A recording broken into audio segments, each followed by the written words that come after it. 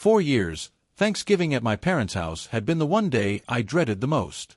Not because of the food, not because of the crowd, but because of the routine, the same toxic pattern that repeated every year.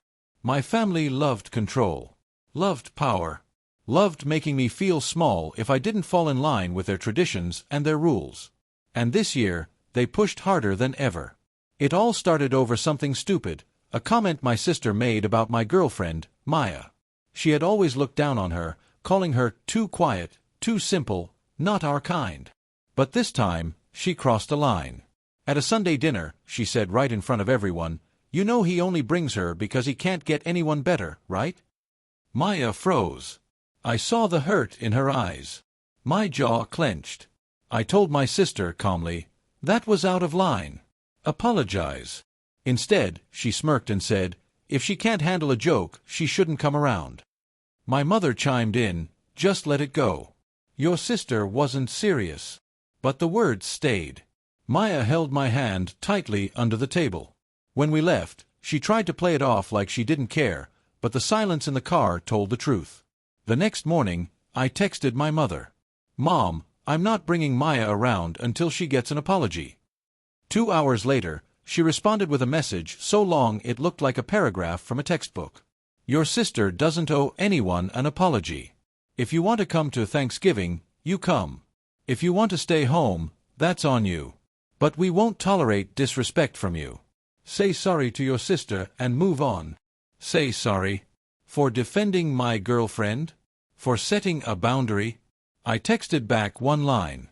"I'm not apologizing for something I didn't do." That's when everything exploded. My father called next, his tone cold and sharp.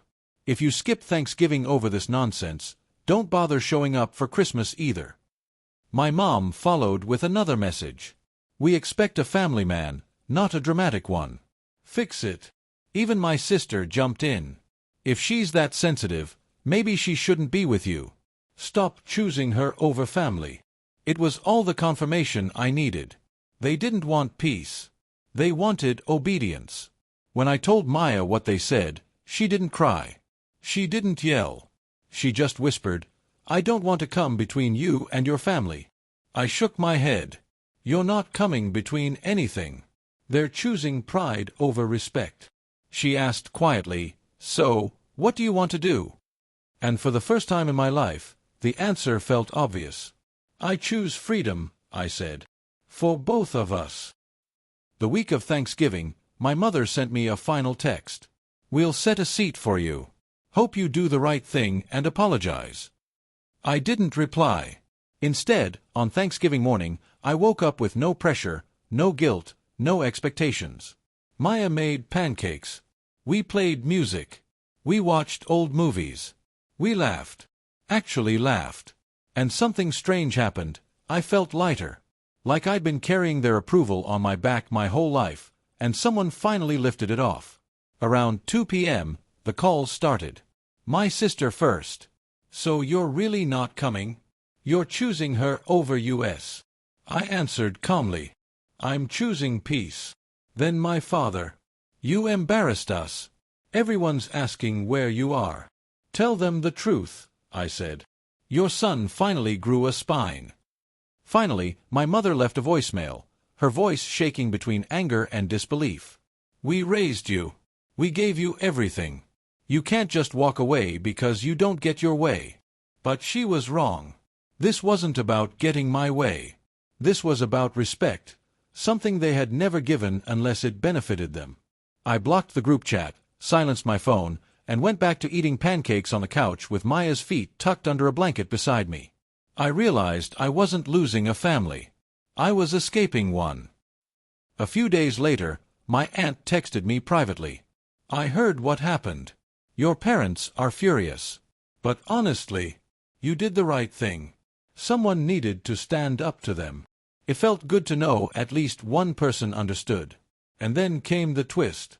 My sister posted a photo from Thanksgiving, a perfectly staged table, everyone smiling, but with one empty chair at the end.